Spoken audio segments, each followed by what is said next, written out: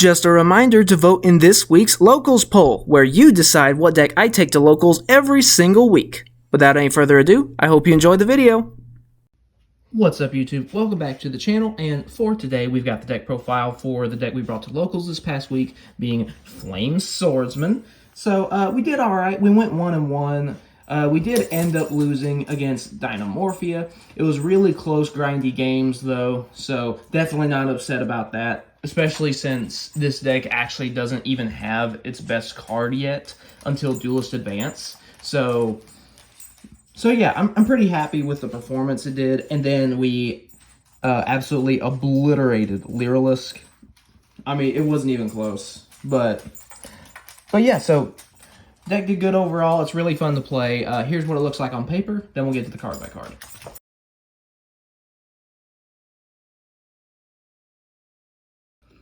Alright, so starting off with the monsters, even though this technically is not a Flame Swordsman monster, Gearfried was a monster used by Joey Wheeler in the anime, so we're including him.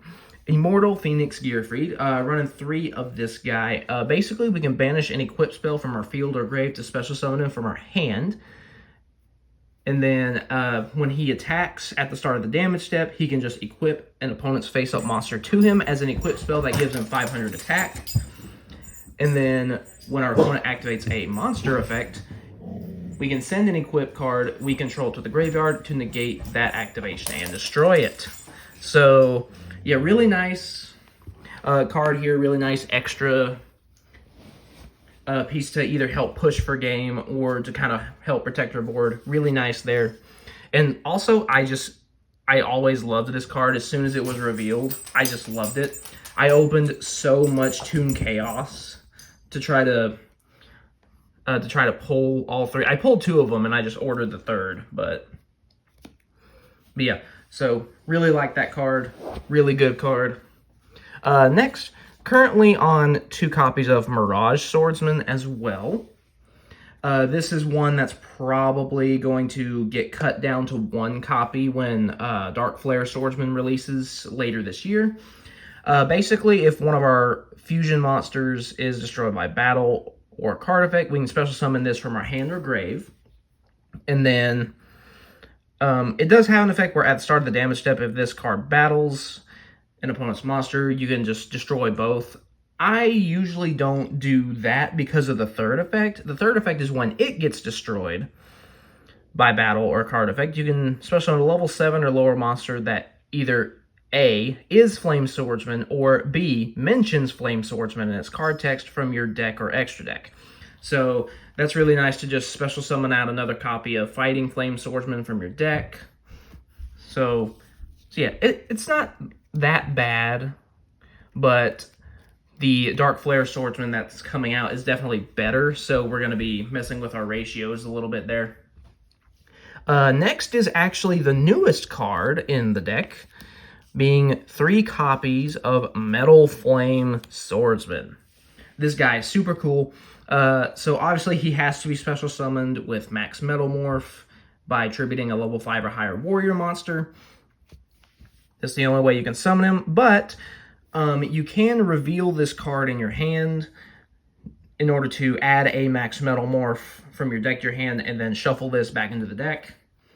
So that's fine. And then I'm also running 3 because 1, it just increases our chance of seeing it, and then also B, because Max Metalmorph can summon from the graveyard.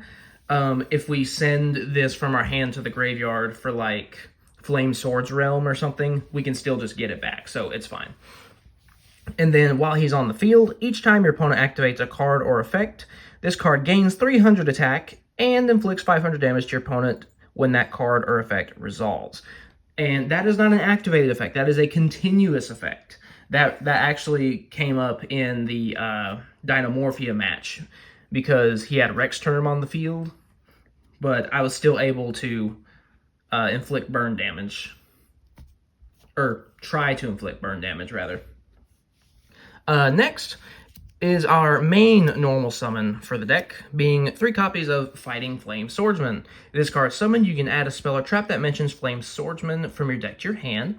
And then if it gets sent to the grave, you can either send a Flame Swordsman or a monster that mentioned it from your deck or extra deck to the graveyard, except for another copy of itself. This is good for sending some of your dragon monsters to help set up for your big fusion. And then, of course, you know, the search, it can get you to the spells necessary to summon your big fusion. Next, Blue Flame Swordsman. We're running currently 2 of it. This one is probably also going to get cut down to 1 copy when Dark Flare Swordsman releases. So basically, during either player's battle phase, he can lose 600 attack, and then a different target warrior monster you control gains that 600 attack, and then when he gets destroyed, you can banish from your grave to revive a level 5 or higher warrior type monster from your graveyard. So yeah, so really nice there, just being able to push for more damage. But like I said, it's not really necessary per se, so that one's probably going to get decreased down to 1 copy. Next is kind of our backup normal summon, being Sublimation Knight. Probably going to cut this guy down to 2 copies for the Dark Flare Swordsman, because Dark Flare Swordsman is just so good. But anyways, when he's summoned, you can equip a fire or Gemini monster from your hand or deck to this card. Basically, in this deck, you're mainly just going to be equipping the Fighting Flame Swordsman, so then you can send it to the graveyard via Flame Swords Realm and pop off from there. And then when it gets destroyed, you can special summon as many of the Gemini monsters as possible as effect monsters to gain their effects. But in this deck, that is actually irrelevant. So it's mainly just for the equip in order to pull the Fighting Flame Swordsman out of the deck, send it with Flame Swords Realm, yada yada. So really that second effect doesn't even matter. Next, Salamandra, the Flying Flame Dragon. So we're running 3 of this guy. And so basically this is one of your targets you can send off of the Fighting Flame Swordsman. So when it gets sent to the graveyard, you can add a Salamandra spell or trap from your deck to your hand. And then while it's either in your hand or graveyard, you can target that monster, equip it as a equip spell that gives it 700 attack. Alright, so that's actually it for the monsters. So now we're going to go to the spell cards. So first, focusing on some of the more generic cards, we of course have 1 Reinforcement of the Army, and also 1 Reasoning. So Rhoda is of course Rhoda. You're just adding your Fighting Flame Swordsman, enough said. Reasoning. Since our monsters are all sorts of different levels, this is basically just another way to get a free body on the board. Or at worst, it's a Foolish Burial, or even just Ash Bait. So, you know, why not? Next, 3 copies of Upstart Goblin. So this is basically just to try to thin the deck out more. I also used to run the Megamorph thing with this, but I decided to cut that in favor of the Metal Flame Swordsman and Metal Morph package. But technically, that could work, but this is mainly just for extra consistency. And then next, 3 copies of Fusion Armament. This is a way, or an additional way to get to Flame Swordsman, or you can even get to your Fighting Flame Dragon, link off it and your normal summon into the Ferocious Flame Swordsman, and then go for your fusion plays from there. So it's, again, just a nice way to get an extra body on the field to make your plays. Next to the in-archetype cards, we've got 3 copies of Fighting Flame Sword. So this has 3 different effects. Typically, I only use 2 of them. So the first one is add a card from deck to your hand that mentions Flame Swordsman. So you can literally search Fighting Flame Swordsman. So it's essentially 3 extra copies of Rhoda. Or you can use it for one of your spells and traps if Fighting Flame Swordsman gets ashed or something like that. The second relevant effect is when your opponent activates a card or effect that targets Flame Swordsman or a monster that mentions it, you can negate that effect. So no Imperm, no Valor, no Kashtira Fenrir, none of that. You can just say no. The one I don't use very often, I don't know if I've ever used it actually, is when an attack is declared involving a fire warrior monster you control, you can target a card on the field and destroy it. So that is actually technically still useful. You can get rid of a problematic floodgate or a monster that is just really, really hard to kill. Next, 3 copies of Salamander Fusion. So with this, you can only equip it to a Fire Warrior monster, and it gains 700 attack, and then it has the Destruction substitution, like most modern equipped spells do nowadays. But then while it's equipped to a Fusion monster, you can send this card and the equipped monster to the graveyard to special summon your Ultimate Flame Swordsman and have it treated as a proper Fusion summon. Then that, of course, puts the equip in the grave for Immortal Phoenix Gearfried and blah, blah, blah. Next, 3 copies of Flame Sword's Realm. So, this is a continuous spell. So, while it's on the field, your opponent cannot activate cards or effects when you normal summon a Fire Warrior monster. So, that does kind of help stick your normal summon there. Then once per turn, you can send a monster from your hand or field to the graveyard, special summon a Flame Swordsman from your extra deck, and it is treated as a proper summon. And then it does have a damage shenanigan effect as well. When a monster declares an attack, you can target a warrior monster you control, and then until the end of the turn, it loses 1,000 attack. But all other monsters you currently control gain 1,000 attack. So basically, and I actually used this at one point against Dynamorphia too. I think I had Gearfried plus Metal Flame, I think. Something like that. He went to attack into Metal Flame Swordsman, because, you know, burn damage. And so I used this. I decreased Gearfried's attack, and then raised Metal Flame's attack to where his Rex term just died. So that was really funny. So yeah, really solid card there.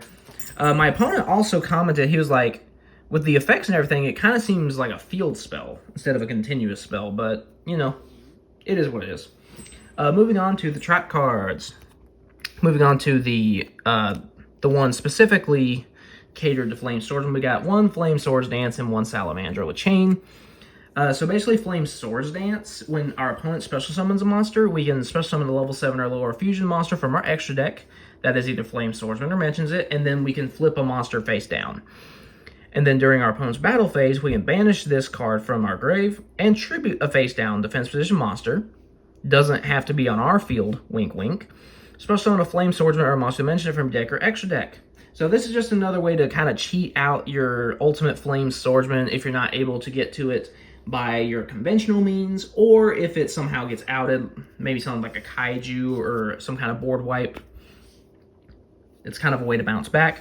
Salamander with Chain. I mean, I always liked the card anyway, but specifically now, like in this past round of testing, I've grown to like it even more. Because it is a little more generic, because you target a fire monster on the field and equip this card to it as an equip that gives it 700 attack, and then you can book a monster face down. So you can actually equip this to Metal Flame Swordsman, which I think is really, really cool, because it kind of fits that same aesthetic. And then you can banish this from your grave, fusion summon a fire warrior or dragon fusion monster by shuffling the materials back, but it does blow up during the end phase. But that doesn't really matter, because if you're using this effect, you're either winning that turn or you're just trying not to die. And finally, rounding out the main deck, we got 2 copies of Max Metalmorph. So this is how we special summon the Metal Flame Swordsman, of course, and then this equips itself to the summon monster. It gains an extra 400 attack and defense, and it cannot be targeted or destroyed by both monster and spell effects. So you get monster effect protection and spell effect protection. That's really, really nice. So yeah, that's it for the main deck. Now let's go to the extra deck. The extra deck hasn't changed at all, so I'm probably just going to go really quick through this compared to the last time. So 3 Ferocious Flame Swordsman. Basically, he's just a 500 attack boost for all of your warrior monsters, and then when he dies, you revive a non-link warrior in your grave, but it's banished when it leaves the field. 3 copies of Fighting Flame Dragon. You can get this off a fusion armament, or you can send it directly to the grave with Fighting Flame Swordsman. Basically, as a quick effect, you can equip it to Flame Swordsman from your field or grave. It gains 700 attack, and then while equipped, the monster can make 2 attacks. Then, of course, we have the OG Flame Swordsman, 3 copies of that. You know, kind of need that for a Flame Swordsman deck. And then finally, 3 copies of the Ultimate Flame Swordsman. He takes Flame Swordsman plus Fighting Flame Dragon, but you can cheat him out with Salamandra Fusion. You can target a monster your opponent controls, pop it, and then inflict 500 burn. That becomes a quick effect if it has an equip card. So that's kind of why the equips are so important. And then at the start of the damage step, if it battles, you can double its card's attack until the end of the turn. But if you do, it gets destroyed during the end phase. But of course, the whole goal is to OTK. So if you're doubling the attack, you're winning that turn. That's kind of the whole point. So yeah, that is it for the deck profile. I hope you enjoyed. This is a really fun deck. I really enjoy running this deck. It's so fun. And I really cannot wait until Dark Flare Swordsman releases in Duelist Advance. It's going to make the deck so much more consistent. And oh, it's going to be so fun. But yeah, like, subscribe, vote in the locals poll, all that good stuff. And I'll see you guys next time.